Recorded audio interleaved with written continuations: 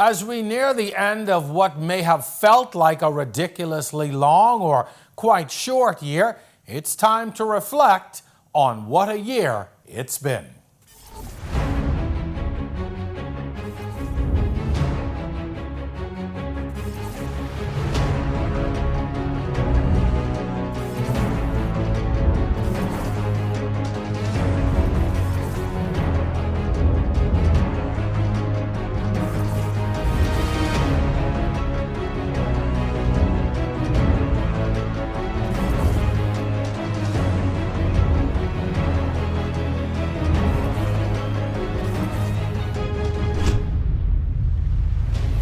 Welcome to On the Record's Year in Review. I'm your host, Jerome Sawyer. 2020 was the year we all stood in earnest expectation, waiting its arrival and all the good that would come with it.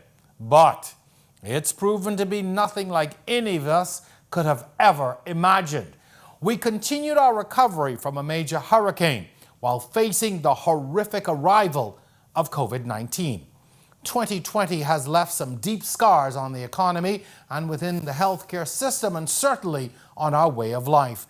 Tonight on The Record, we are joined by my media friends, all professionals from around the country, as we highlight some of our biggest and lowest moments of 2020. It's my favorite show all year long. I get to talk to my friends in the media. It's a kind of show you don't want to miss. Stay with us. We're back on the other side of this break. What did that say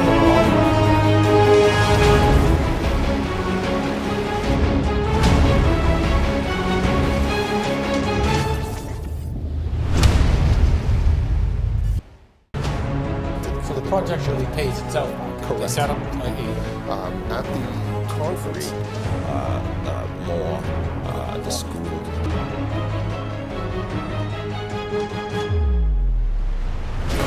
As a journalist, I always have to focus on the facts, and sometimes that means going to investigate for myself. On the Record, Thursdays at 8 p.m. right here on RTV.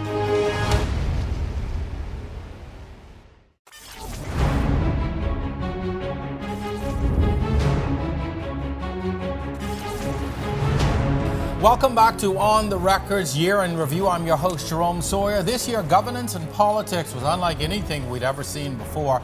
From cabinet resignations to the handling of Dorian a year later and to the global scourge known as COVID-19. My guests for this segment are two of my favorite veteran journalists here to recap some of the biggest moments in governance and politics. Help me welcome well-known journalist and talk show host Michelle Malcom and senior journalist at the Tribune, Tanya Cartwright. My friends, welcome. I'll tell you, this is my favorite show because I get to talk to my colleagues and my friends, and I don't have to tell the public that we go all the way back. Tanya, of course, was our first producer here on The Record, and we've been in the business together for years, and Michelle Malcom and I go back. Well, ladies, we've all been in this business since covered wagons were coming across America, it seems. But this year has been unlike any other. I want to just very quickly, from your perspectives, what has it been like for you, watching our country, our world, it seems, even come to the brink? What has it been like for you? I would say surreal. It has been surreal. It's amazing that 2020 is like no year I can ever remember. It's just surreal. That's the only word that I can really use for it. Expect the unexpected in 2020. That's how it's been. Yeah, I concur. This has been the most unusual experience that I have ever seen. Great for news people because there's never a dull moment. But I think, like everyone else around the world, I can't wait to see the back of 2020. It's been that kind of year. All right. I mean, for all of us, let's dive right in really with I want to talk about the cabinet resignations. When we talk about unprecedented, I mean, in 1 year to have so many resignations from a sitting cabinet. It certainly has rocked the political scene to its core and governance. I want to begin, though, with former Deputy Prime Minister and Minister of Finance, K. Peter Turnquest.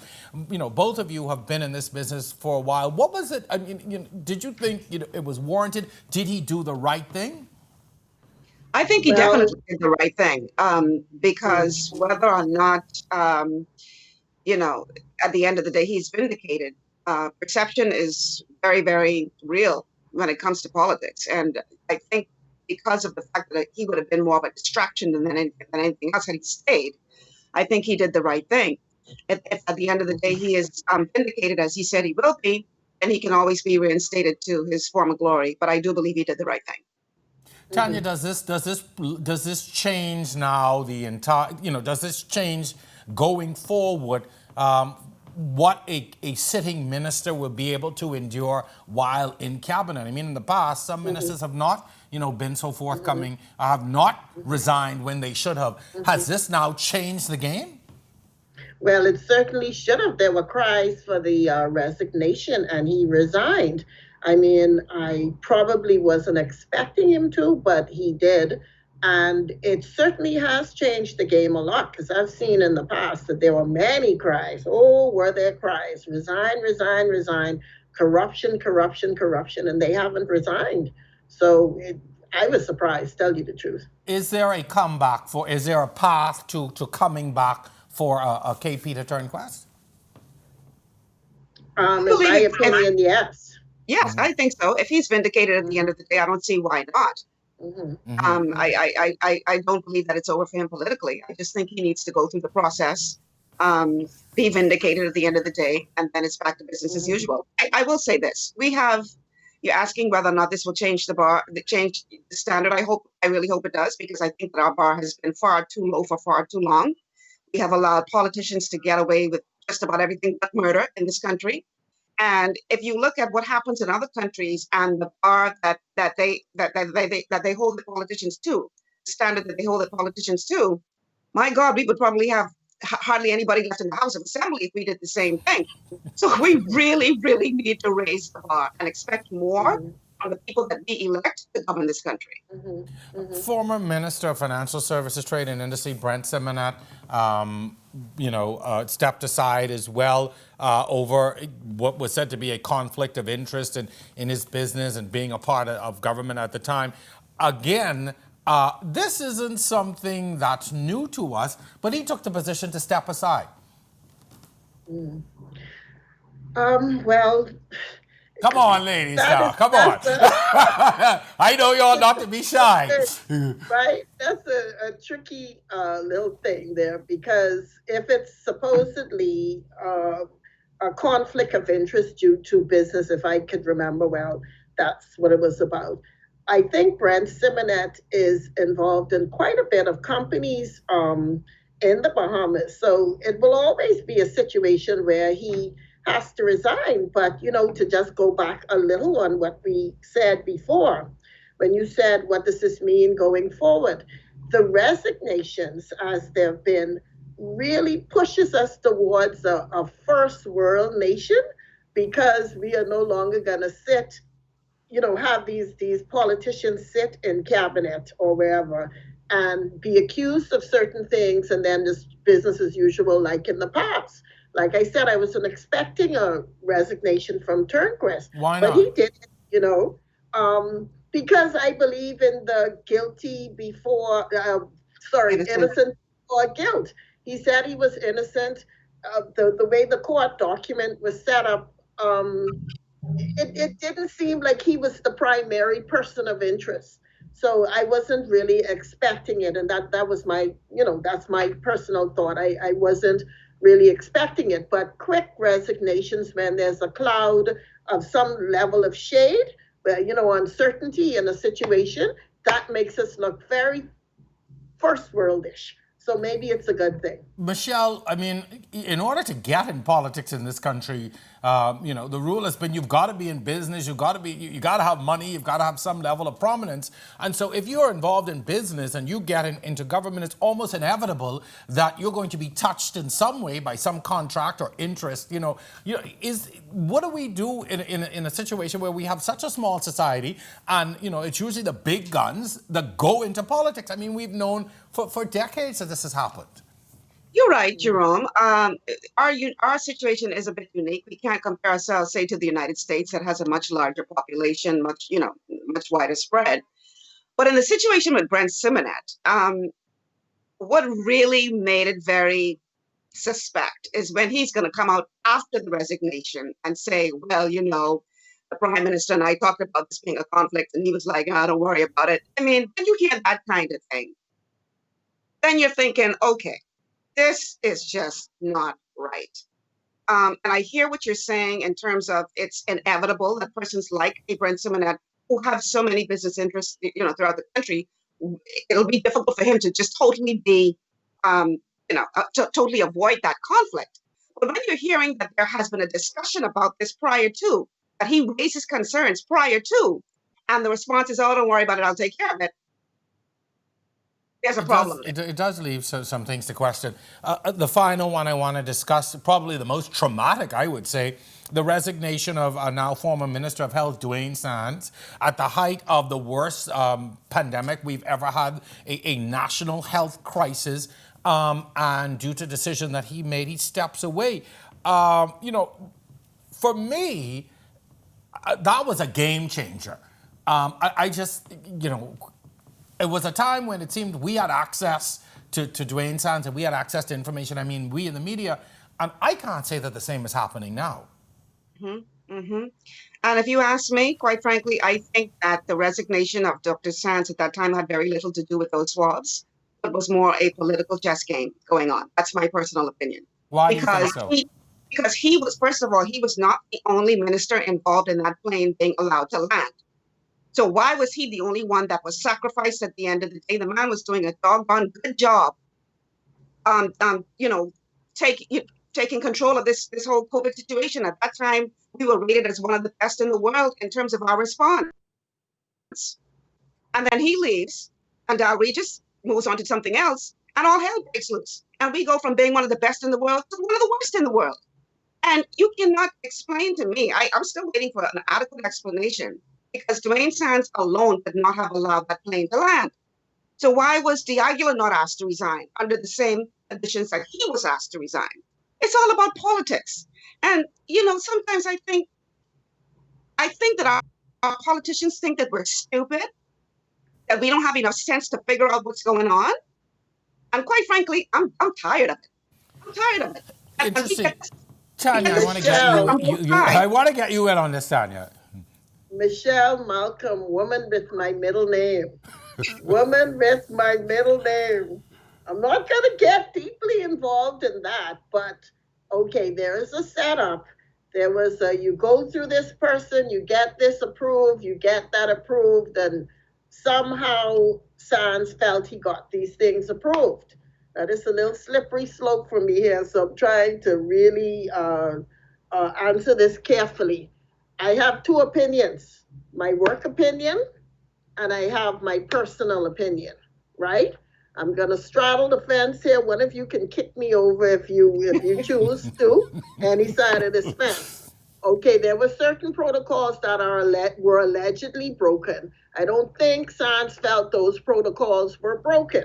Okay, so he had to go, he resigned, but on a personal level, I don't feel that in the middle of a pandemic, you get rid of the head of and I'm going to use that word, get rid of the head of your health system. That was the start of things. Things were really, it was the start of things. We seemed like we were going well under him, and then woof, he's gone, and then, it didn't sit well with me on a personal level, but I understand why certain things took place, I guess, because of these protocols. Now, the others involved, Michelle, woman of my middle name, she already spoke. She said what she said. What else you got to say, Jerome?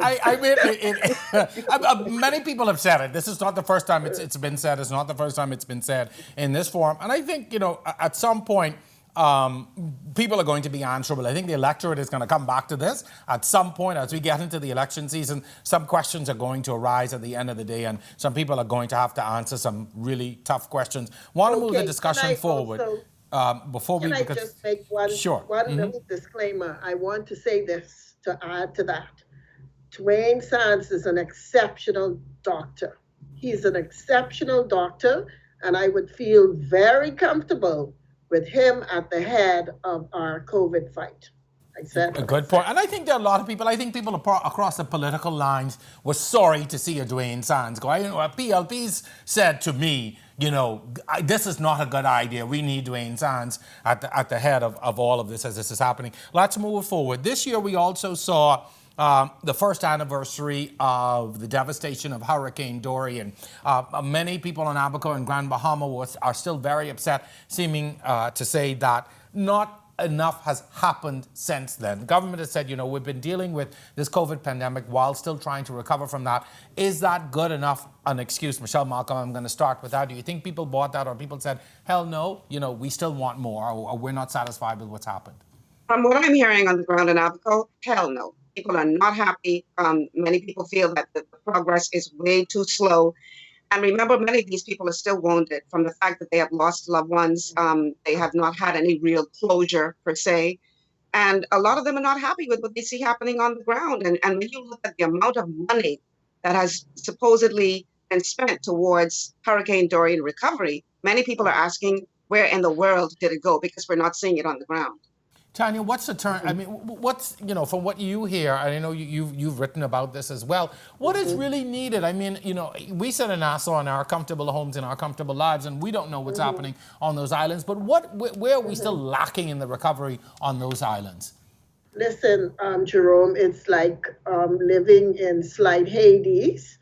That's what has been described to me. It's like post-apocalyptic era in Abaco. I have interviewed countless Abaconians, and they're very unhappy. I cannot tell you that I spoke to any Abaconian this year and they've been happy. They think things are moving way too slowly. They feel almost unrepresented. They complain about police presence. I think the commissioner has sorted that out. It's like the Wild Wild West. People stealing your stuff. You can't leave a generator outside. You can't put it inside. The utilities are slow in fixing. It's a mess over there. Now, I've seen in very recent times, I've seen that there's some headway being made with some agency with them, but they're very, very, very unhappy. There was a gentleman who cut a video from his boat. Mind you, some of it was a little offensive to, I guess, the PM, but I felt his frustration, and I was almost led to tears when I watched him make that video. He was angry, yes, and there were certain inappropriate things that he said, but I mean, think of their state. We, like you said, we live in our towers. We enjoy air conditioning, the luxury of running water and electricity. And they still are disenfranchised and disaffected in so many ways. We're running out of time. Final point. Government has been saddled with a lot of problems. The FNM has had a lot of problems. But is the PLP in a position now to actually really contest this next election? I know that, there's growing discontentment with the FNM and people are done with them in some ways, but is the PLP now in a position to be that real opposition, to make a real challenge for the government? Michelle, I'm starting with you. I already see you shaking your head. This whole controversy with NIGARD isn't helping the PLP at all. It doesn't look good. And my concern is that we are, they say the definition of insanity is you keep doing the same thing over and over again and expecting a different result. We have been going back and forth, PLP, FNM. And at the end of the day, we're still getting the short end of the stick. In my personal opinion, I think that with so many young people now voting, making up the majority of the electorate, I honestly believe that we are possibly on the verge of seeing a completely new political model in this country. Tanya, last question goes to you. The FNM in the last election said it was the people's time. Is it the DNA's time? Boy, listen here. According to the millennials, it's the DNA's time. Really? I will tell you that much. But I would add something to what Michelle was saying. I think that the entrance of the F&M, this F&M under Hubert Minnis, Dr. Minnis, has been a very hard luck party. I'm sorry. They were hit with was it Irma, Hurricane Irma? Shortly They were after hit coming. with Dorian, which was devastating to Abaco and Grand Bahama, and now they're hit with COVID. So they kind of, I mean, if you want to look at it fairly, they were, they kind of give it the bad In end all of the honesty, stick in fairness, they to were begin dealt a with. lot of bad hands. But Yes. this was all, to me, there were also opportunities, I think, that all of these crises presented That that were were missed. missed. Yes, I I agree. think so. I think they can, I mean, I think that what the people are crying for Yeah. is a more caring government based on all of these horrific things that And are I happening. think They we don't can feel all cared agree for. on that. Yes, ladies, we are Yeah. out of time. I could talk to you all day. I could take my shoes off and, we could bring some food in and talk. All of my friends, my colleagues, I love you. Thank you for coming on. I really appreciate you. Happy holidays. See you all in the new year. Continue to do well and keep safe. When we come back, folks, we're going to dive into the economic side of things. You're watching On the Record. We'll be back right after this. Go.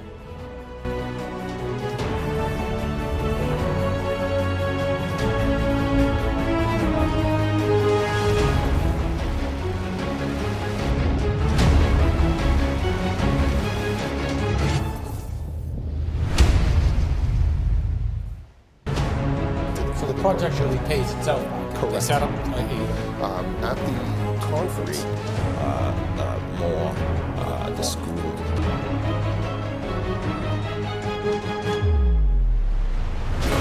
As a journalist, I always have to focus on the facts, and sometimes that means going to investigate for myself. On the Record, Thursdays at 8 p.m. right here on RTV.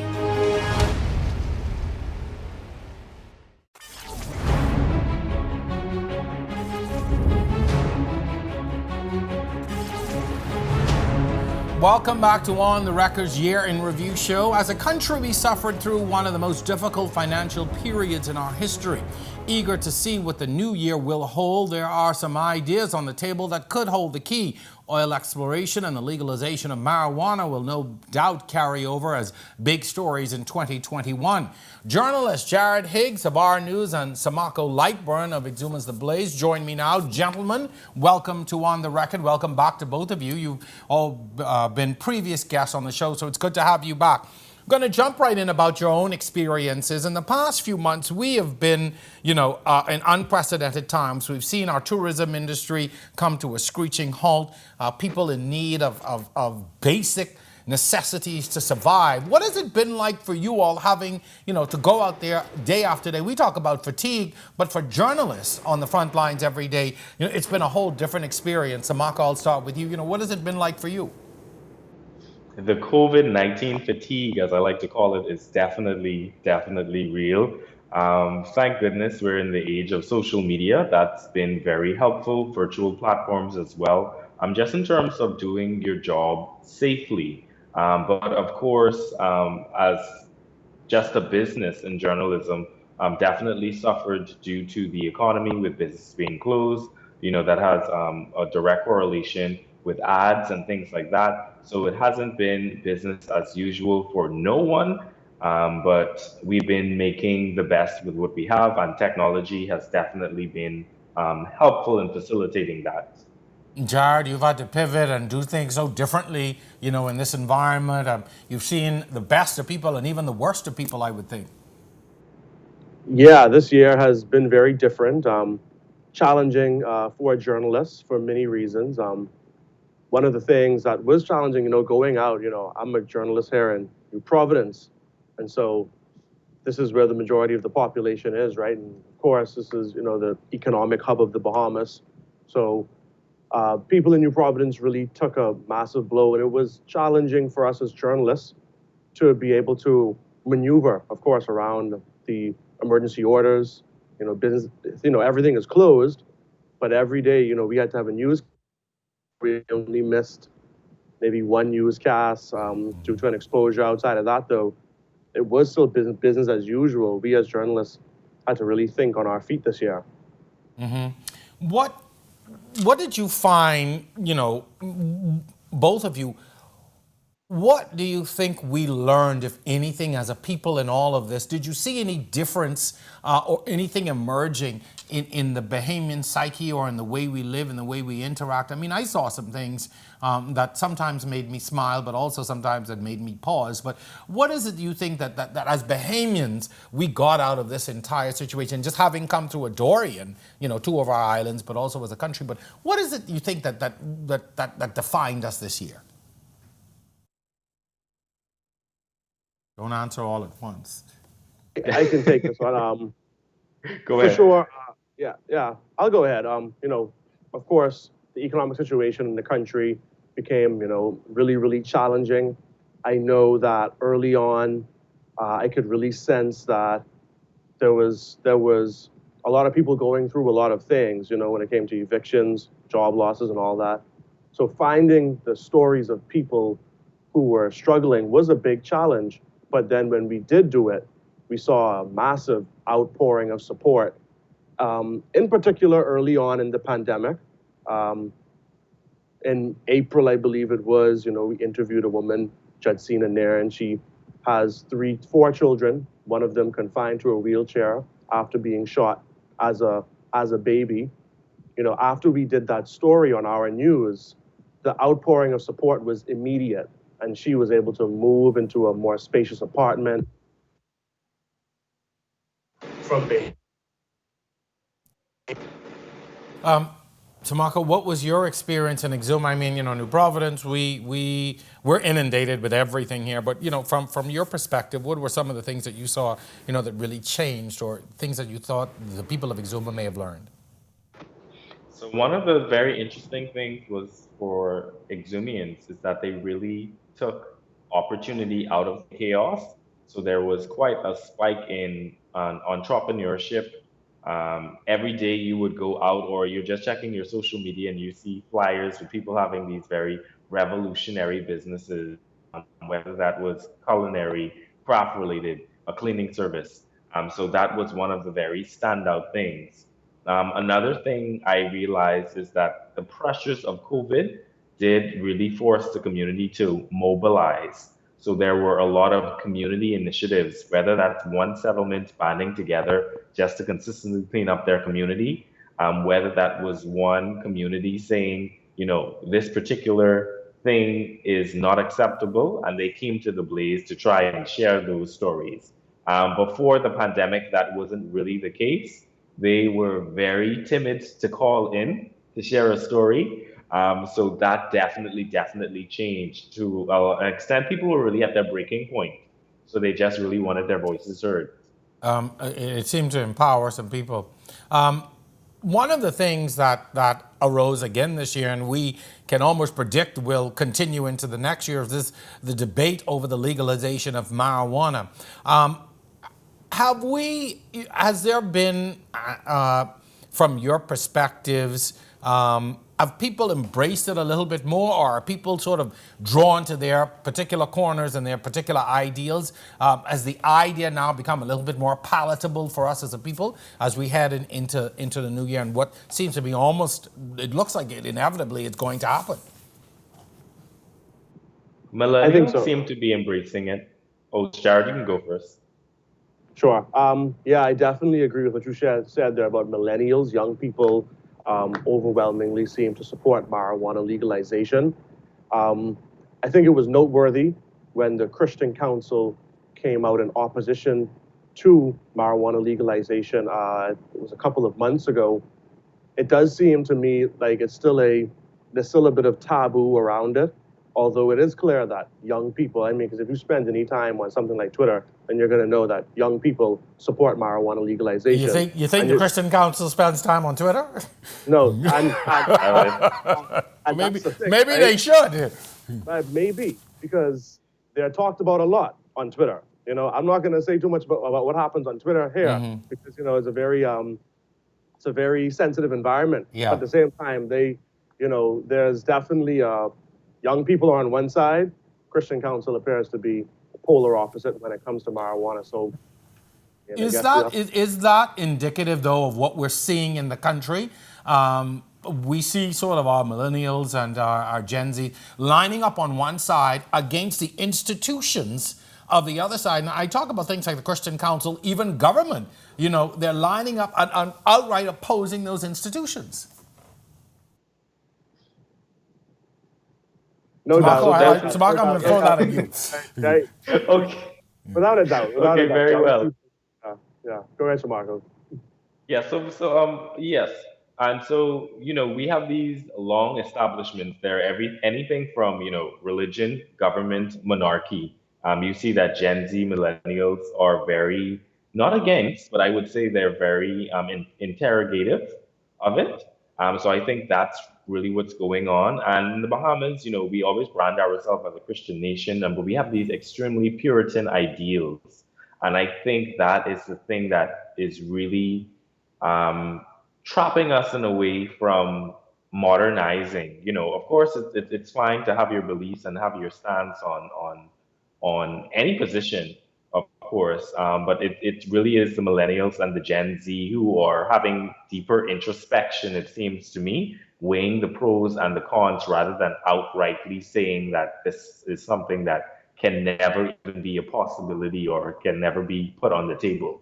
I want to transition now into a very hot topic, is this idea of oil drilling and the growing opposition to it. But there are others who are saying, at least let's explore the idea of it. It could be a means for our economic recovery. It could mean a lot of wealth in the country. But Sammarko, I'm going to start with you. It would seem in an instance like this, Family Island is outright going to tell you, no, we don't want it. We're not interested in it, no matter what it brings. Yes, and it was interesting because the Bahamas National Trust has come out against this so strongly and so eloquently. And of course, we know the environmental impact it has on oil drilling. I think even if someone doesn't have a very deep understanding of it, just a rudimentary understanding, you can look at global news coverages of what happens when oil drilling goes wrong. So much danger to the environment. In the Bahamas, we depend so heavily on our marine life as well as our coral reef system. And we haven't really fully tapped into the blue market as Bahamian people. So here it is that we haven't really gotten that opportunity to tap into it in terms of fisheries, for example. Yet, more than likely, all of these contracts are going to companies that are outsourced. Jared, the Prime Minister has come out and said, the government is legally tied to it. It was signed before the FNM came in. It was something signed by the previous PLP administration. Again, it seems to be be growing into a political football again. Where we've seen this time and time again, not just with this, but with so many other issues. Do you see this as one of those things that's really going to play out big time in 2021? Well, what I can say is that it seems to me, from where I stand as a journalist covering this topic, it seems like there's broad opposition to oil drilling. And I think that it's because the reasons behind it, it's so fundamentally against what the Bahamas boasts itself as, a beautiful nation with pristine water. People are not able to square that up with drilling for oil and I guess the risks that come with it. Our Prime Minister says he doesn't want this to happen, but it is happening. And so certainly this is setting the stage for this issue to continue in 2021. Mm-hmm. One of the hot button issues this year has been the introduction, the institution, the continuation of the emergency orders. When first introduced, it was seen as a way, or it was sold as a way for the government to assist in making sure that the correct protocols and measures were in place to keep us all safe. People are now questioning that, and particularly the impact of it. Not so much now as we begin to open up, but do you see this as something that's really going to carry forward into the new year? And overall, why was there so much discontentment with it when seemingly these things were being put in place to protect the health of the nation? Initially, I think, Bahamians, they were able to wrap their heads around it. I can never forget that March 20th was the day that I was trying to celebrate a birthday and the country officially shut down. And Well, so you'll never forget emergency that birthday. powers were abound. I'll never forget that. So emergency powers were abound, and people were able to wrap their heads around it because there was sense, there was reason. There was not a full-scale knowledge of the coronavirus, so we did want to be as cautious as possible. Now, what happened is, as the months went by and it became protracted, it now almost seemed totalitarian in a sense. So, and even in places where cases seemed to be quite normal or under control, they were still subjected to some of the same stringent protocols of the emergency powers orders. Now, of course, we know that COVID-19 is very nuanced. So there were a few months of, you know, very good records with the cases, and then there was an immediate spike. So those things were very reasonable. But as it became more protracted and it seemed almost like a dictatorship in a way for many Bahamians. And just to use this example really quickly in closing for Exuma, the fish fry is still not open. And we have been doing very well with our cases. In the last update, 0 new cases. Yet those business owners don't have the opportunity to make an income. Jaron, I'm going to give the last question to you. Did the government do a good enough job in explaining these measures to the Bahamian people? Our job was to, tell people what was happening and what was allowable and what was not. But did the government do a good enough job in explaining why we are doing certain things? I would say that the government, I would say no, because at the end of the day, the emergency orders speak to the rules that everybody has to abide by, right? And so if the rules are changing as frequently as they have, and as suddenly, because some days, we all know we've been through this for 9 months now, sometimes the rules change in a Sunday press conference where it wasn't like we said, okay, we're doing this for 3 weeks. At the end of this 3 weeks, this is what's going to happen. No, it was more like we're just updates. And so the communication, in my opinion, could have been a lot better. Bahamians, like I say, we had to deal with a lot of rule changes. Everyone is always in my Facebook inbox asking me what the rules are. Mm-hmm. It's very difficult to, I'm not sure that when we all decided, okay, that we want to be journalists, that we realized that we were going to be, we didn't know we were signing up for in many instances. Right. Gentlemen, and we're out of time. I want to thank you for coming on, but thank you for doing the great job that you did this year and helping to inform the Bahamian people. And like you say, individually, every day, answering questions and helping people. And I don't think the public realizes that that's such a tremendous job that we do. That's the part that you don't see when people call you at 10 o'clock at night and say, well, can I do this? Or what about that? Or, they message you, Facebook you, wherever you exist. They find you. Gentlemen, thank you very much. Thanks for doing a great job. We really appreciate you. When we return, though, we're going to bring another powerful roundtable discussion, just how 2020 has influenced the social landscape of our country. Don't go away.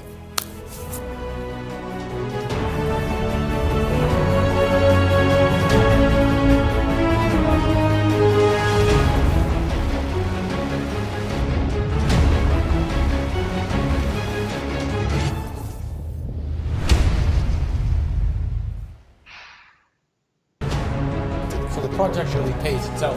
Correct. They set up at the conference, at the school.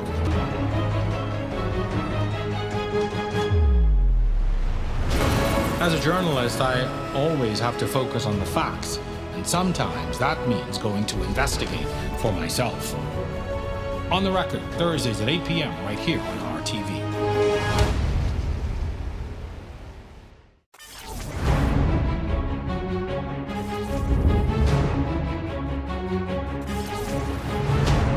Welcome back. You're watching On the Record's Year in Review program. I'm your host, Jerome Sawyer. This segment is brought to you by our friends at Executive Printers. This year will be remembered as a period of rapid change and many new norms. We watched as a wave of digitalization changed our lives forever. The plastics ban, nationwide lockdowns and restrictions, and unprecedented, the cancellation of Junkanoo. That's right. It all impacted the social landscape and the way we live. Joining me for this segment of the show are some of the best in the industry. From ZNS and Grand Bahama, Megan Shepherd and Theo Seeley of Eyewitness News. Welcome to On the Record. It's good to be here, Jerome. Thank you. So glad you can join us. Gonna dive right in. Let's talk about the digitalization. We almost saw overnight the way we do business, the way we live changed rapidly. We weren't able to do any over-the-counter transactions, the things that we did normally, we just could not do anymore. Do you think we have adapted fully, and do you think after all of this, we're going to go back to some of the things that we normally did, or is this really the dawning of a new age? Megan, as a lady on the panel, I'm going to ask you to start. I think a lot of us have adapted normally, especially people from my generation. We are used to. But you have always adapted. You all into it. It's my generation and my parents. We're struggling. You too, both of you as well. We I guess people mostly call us the microwave generation, where we like things instantly. So this kind of works for us. I can do everything from my bedroom, my computer, my laptop.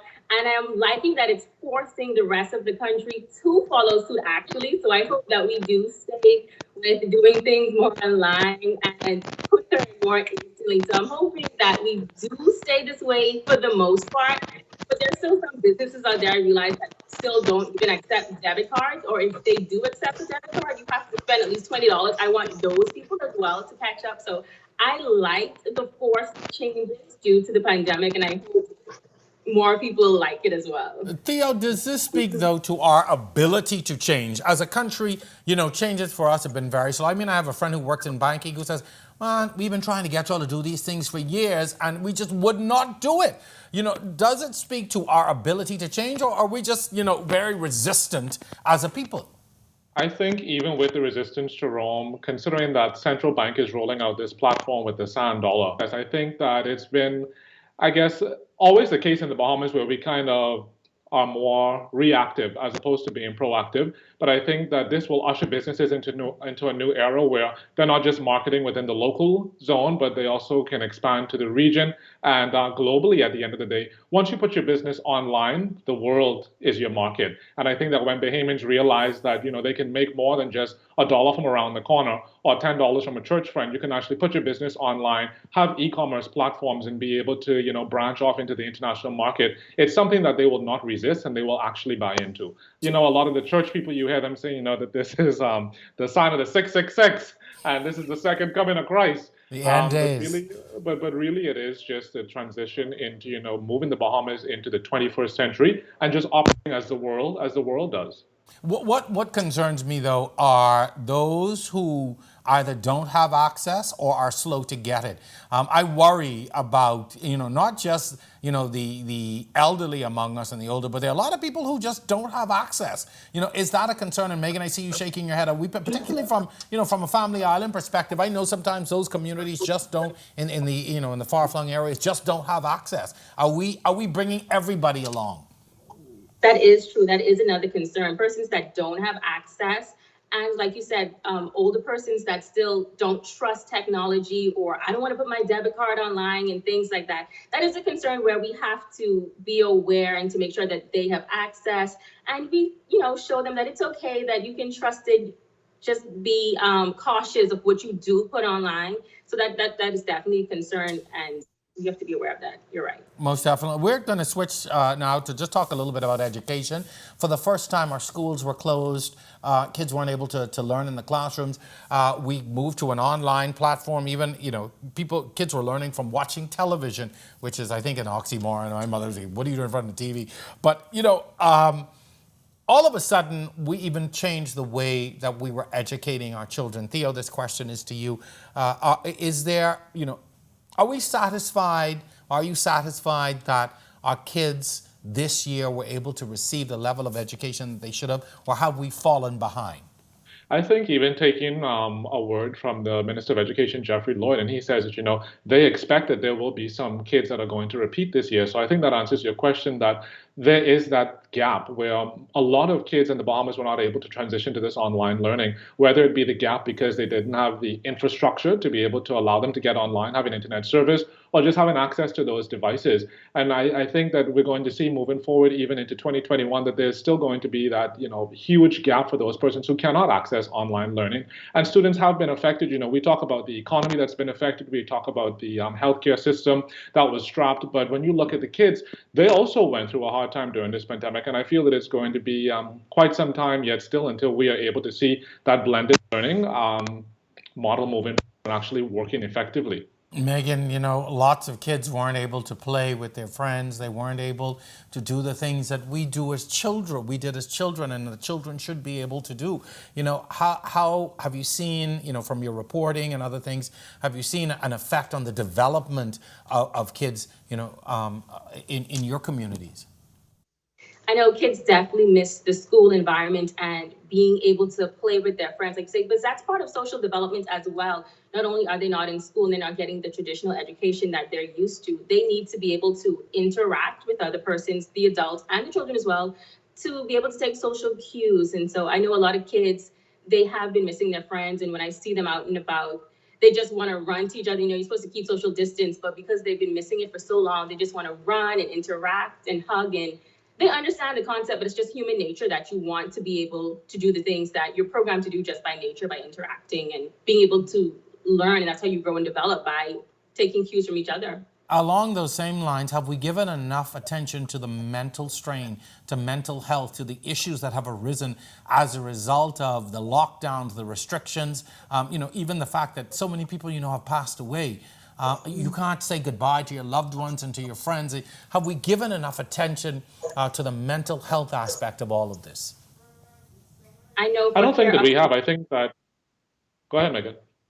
I was about to say that here in Grand Bahama, there are newly opened Grand Bahama Resilience Center. They've been doing a lot of programs online. They've had a virtual summer camp for kids this year, and they just try to keep kids and adults as well as interacted as possible and connected as possible, just giving back tips and having virtual counseling. And they have one-on-one rooms as well. I think here in Grand Bahama, we have been doing a pretty good job in trying to reach out to persons and provide outlets and opportunities for persons to talk and interact as best as possible and safe as possible. Theo, what about you? Particularly when you hear the stories of the abuse that has happened, there's been the statistics show already that there's been a rise in domestic violence. Yeah. And, you're reporting every day on what appears to be the fallout, from all of this. Have we given enough, and are we giving enough attention to this? I think in contrast to reality on Grand Bahama, I think not enough is being done in the capital. I think that from the news stories we tell on a day-to-day basis, we see that cases of domestic violence have increased, and it all boils down to proper socialization. I think in the Bahamas for a long time, we've kind of ostracized anyone who wanted to talk about taking care of your mental health. When you talk about going to Sandlands to receive assistance or some type of therapy, it's always something that's kind of shied away from. So I think that Dorian, as well as pandemic, has thrust to the forefront the importance of mental health awareness and staying on top of things like that. But I don't think that enough is being done, especially to offer free mental health care at a time like during the pandemic. And you're right, money, with money you can pay for anything, but there are people people aren't able to even afford basic health care in some instances right now, and so, that is a key and critical concern.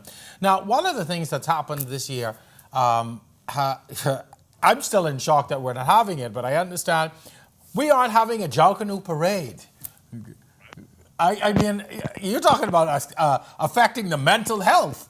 There are thousands of Bahamians who literally don't know what to do with their time. They're not in the shack. There's no Jalcanoe practice. When you look at something like that, that's really taken away, the foremost expression of culture in our country. We don't have that. What do you see as possibly will be the fallout from that, if anything? Or, maybe next year we'll come with it. What do you see as, the effect of that going into the Christmas holiday? I'll give it to Theo. I think you guys love Jalcanoe way more than we do in Grand Bahama. So are you saying that Nasuvians love Jalcanoe more? Is that what you're saying? I've been to Grand Bahama Jalcanoe. Y'all act a little differently than we do, but go ahead, Megan. I'm sorry. Go ahead. No, I was saying we love it here in Grand Bahama, but that is a different level of passion in Nassau. So Theo, that is all you. And of course, here in New Providence, Theo, the experience is very different with Junkanoo. We really look forward to it. It is an event that we plan for months in advance. It definitely is something that we look forward to, Jerome, but I think that we are just going to have to push the creative bar even further this year for Junkanoo and do it in a smaller scale version with our family and friends in our backyard. We know that we're allowed to gather in groups of 10, so I say, get the old flower pot, get some newspaper, get some old jeans, an old t-shirt, put it together, have your own Junkanoo parade in your backyard, and enjoy a cultural experience while also I taking love that idea. I need 9 Valley Boy friends. 9. That's all. 9. Nobody else. only Valley Boys, no chapter. And we still go in. And then say they cheat. All right. So it wouldn't be Junkanoo if somebody didn't cheat. It wouldn't be Junkanoo. Finally, okay. Well, we're going to end though with looking ahead. 2021 really is going to be, I call it the sprint to the elections, where you already see what is happening, on the scene. I'm going to start with you, Theo. What do you think that voters are really going to be concerned about and looking towards in as we move towards 2022? But really, next year is going to be, the year that the parties are going to really come out campaigning hard. From your perspective, what are some of the things you think that voters are going to be key for voters going into the next election?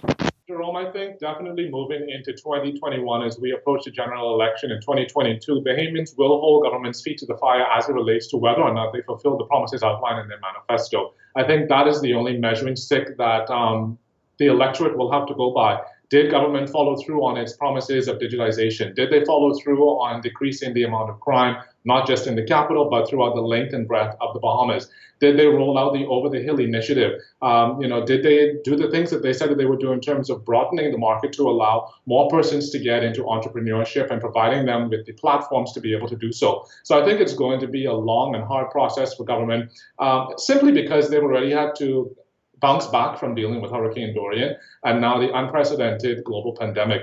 Amidst those two storms, they still have to follow through on the promises that they made to the Bahamian people. And so I think that it's going to be a very interesting time ahead, not just for government, but also for the opposition Progressive Liberal Party. I think over the last 2 years, they've gained steam in terms of, really asking and questioning government as to, are you fulfilling the promises that you told the Bahamian people you're going to bring forward? And I think with 3 cabinet resignations within the span of 1 year, it's a lot that voters will have to really review and question as to whether or not they will move forward with the Free National Movement as government in 2022, or whether there'll be a change of tides with Brave Davis leading the Progressive Liberal Party into the general election. I noticed you didn't mention the DNA.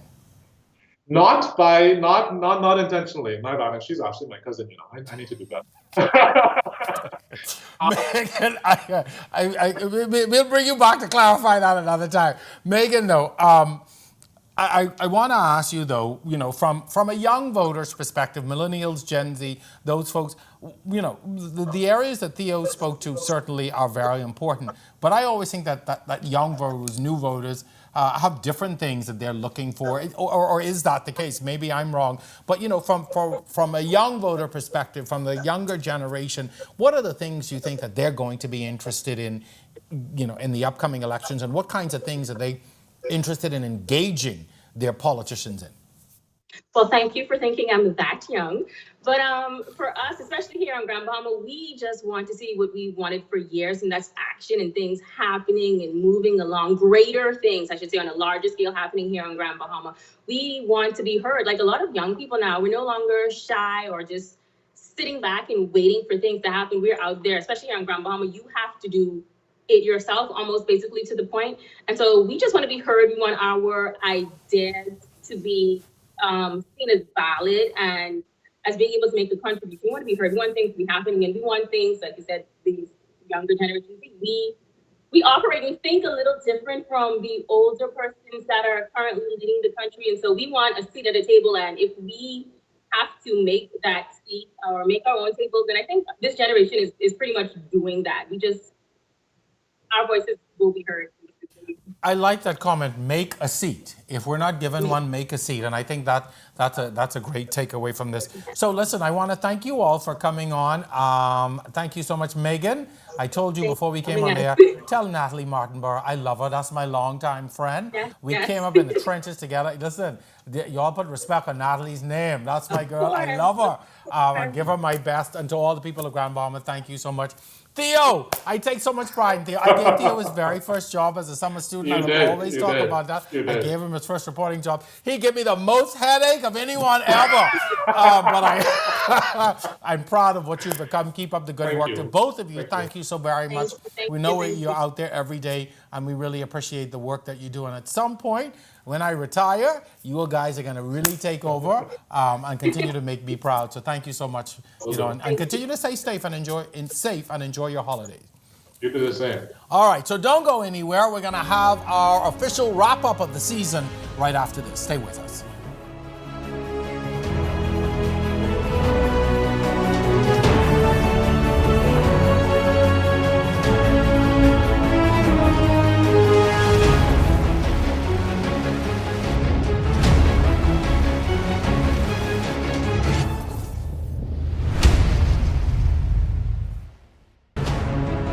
Project really pays itself back. Correct. They set up At the conference, more the school.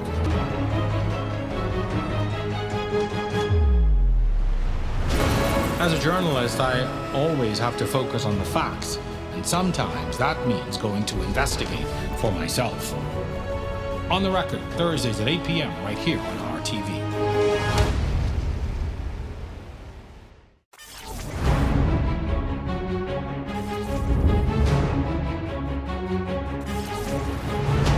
As we close out another year and another season of On the Record, it's an appropriate time to say thank you. As a COVID survivor, I'm thankful to God for sparing my life and for the lives of my colleagues, some of whom I work with every day. We pray for the souls of those we lost to COVID-19 this year, whether in a personal or professional capacity or just in passing. We all felt the sting of death this year. This virus has robbed us of some really great people. Thank you to our healthcare workers, frontline workers, and volunteers who do the work despite the risk. Thank you to our loyal viewers who encourage and applaud our efforts. You make it all worthwhile. And finally, to my team, Regina, Eudasia, Aiken, Kanye, Lynette, and Marcos, and our entire RTV and Cable Bahamas family. I couldn't do this without you. A million thank you. So, from our family to yours, Merry Christmas and a safe and prosperous New Year. On the Record Season 5 returns in January of 2021. We'll see you then.